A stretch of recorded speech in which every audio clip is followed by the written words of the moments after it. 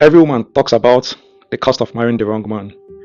They talk about the red flags, the heartbreak, the financial bankruptcy of a bad partner, but they really talk about the price tag that comes with marrying the right one. They never talk about the cost of marrying a responsible man. You wanted a responsible man. You prayed for him. You waited for him. You turned down the ones who weren't him. And then he arrived. Solid, focused, dependable. A man with a plan. A man who doesn't drink away his paycheck. Doesn't disappear with friends on weekends. Doesn't make promises he forgets by morning. He pays the bills. He shows up. He stays true. And here you are, married to him. Some days are just very quiet. Some days very honest. Some days very tense. Some days very dramatic. Now you wonder if you made a terrible mistake. Not because he's a bad father. Not because he's a bad husband or partner. But because nobody actually told you the costs of living beside greatness while it's still being built. No one told you that a responsible man does not come with immediate comfort. A responsible man doesn't just build a life, he carries the unspoken weight of everyone inside it. You watch him carry burdens he never complains about. You see the quiet exhaustion in his eyes at 11 p.m. when he thinks you are sleeping, knowing he has to wake up at 5 a.m. to do it all over again. The cost is watching the man you love sacrifice pieces of his own freedom, his own wild dreams, just to ensure your safety and peace of mind. And the hardest part? He will make it look so seamless that if you aren't paying attention, you might mistake his sacrifice for ease. You will mistake his commitment for neglect, and you will mistake his dedication for lack of attention.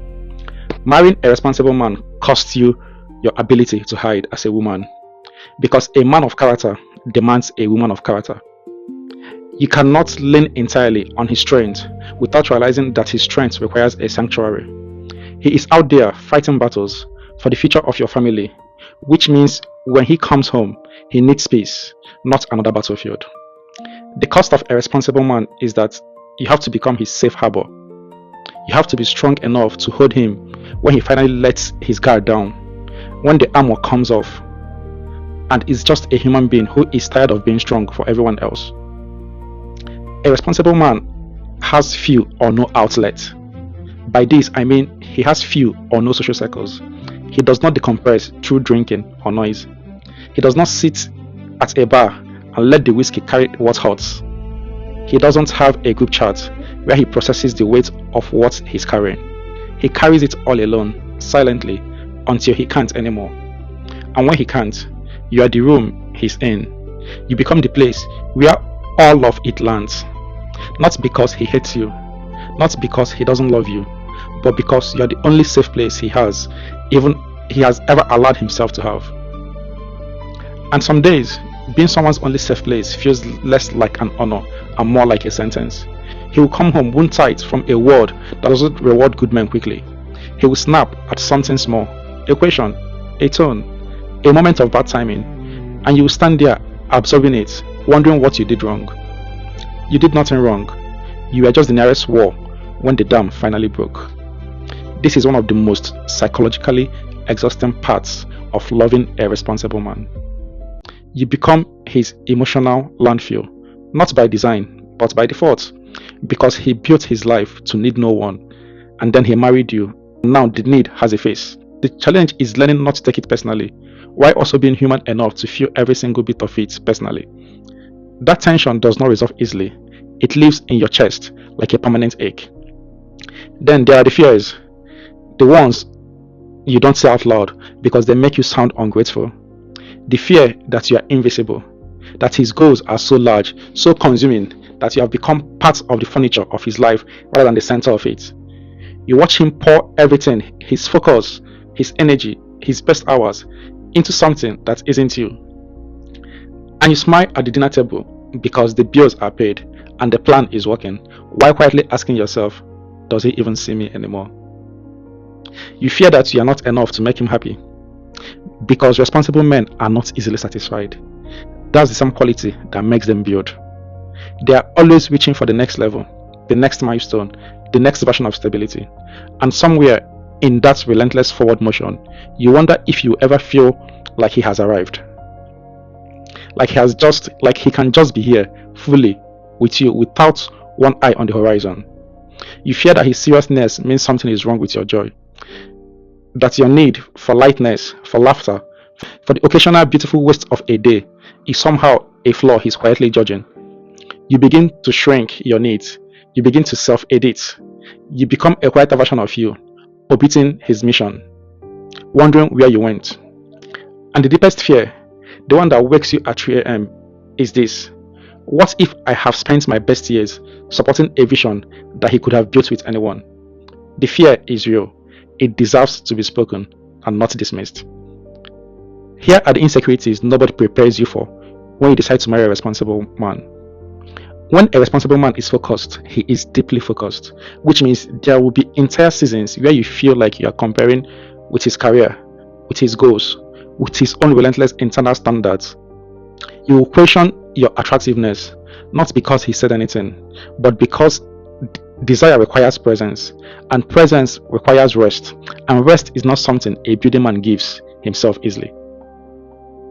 You will compare your relationship to others, to the couples who seem looser, warmer, more visibly in love, and you feel cheated. What you don't see from the outside is that those relationships often have a different set of problems: instability, broken promises, financial chaos, men who are present in the moment but absent in the long game. Your man is playing a long game, and long games require a partner with the psychological endurance to hold on through this slow, unglamorous middle, when the sacrifices are real but the rewards are not yet visible. This is extraordinarily hard. It demands a kind of faith in delayed gratification that our culture no longer teaches. Everything around you says, feel it now, have it now, choose what makes you happy today.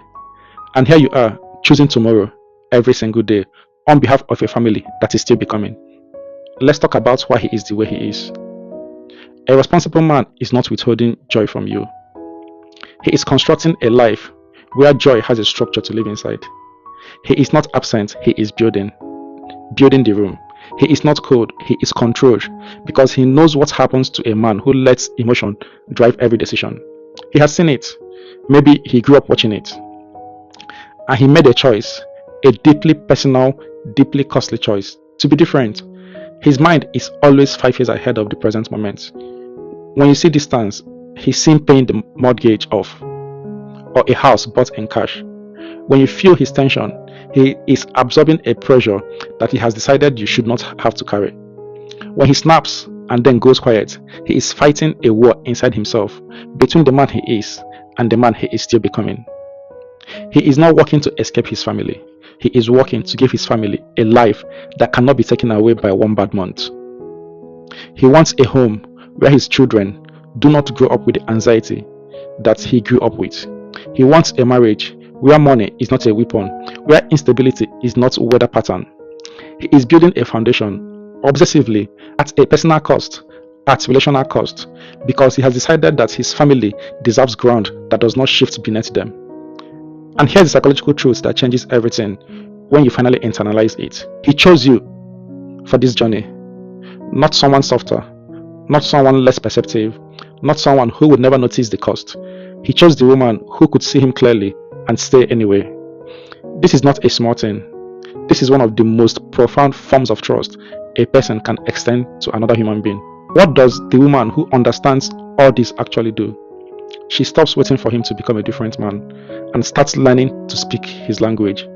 She tells him clearly without apology when she needs to be seen, not as his project, not as his support system, but as his person. She creates the ritual of reconnection because he will not always know to reach for it himself. She finds her own life inside the life they are building, her own purpose, her own voice, her own people, so that she's not entirely dependent on his emotional ability for her sense of self. That independence, paradoxically, is what makes her more magnetic to him, not less. She chooses to reframe patience not as passive endurance, but as active investment. Every year she holds the household together emotionally.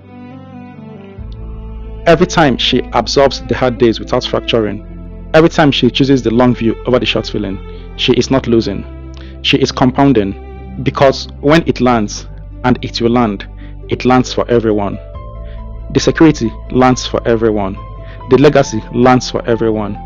The children who grew up in a stable home, who never once wondered if the lights will stay on or the family will stay whole. They carry that into their own lives, their own decisions, their own marriages. The generational weight he is lifting right now, in the years that are costing you both so much, it gets lighter for everyone who comes after you. This is the end goal of a responsible man. Not wealth for his own sake, not success as a performance. He wants to stop the bleeding. He wants to be the man in his family line who changes the story, who looked at the patterns that broke the people before him and said, "Not on my watch, not in my house, not for my children." You are not just married to a man with a plan, you are married to a man with a mission. And missions are not comfortable to live inside, but they are extraordinary to look back on.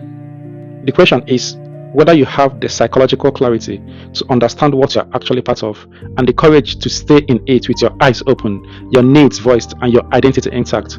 Because the woman who does that, she doesn't just survive the journey, she becomes part of the story he tells when he finally stands at the top and looks back at how far they came together.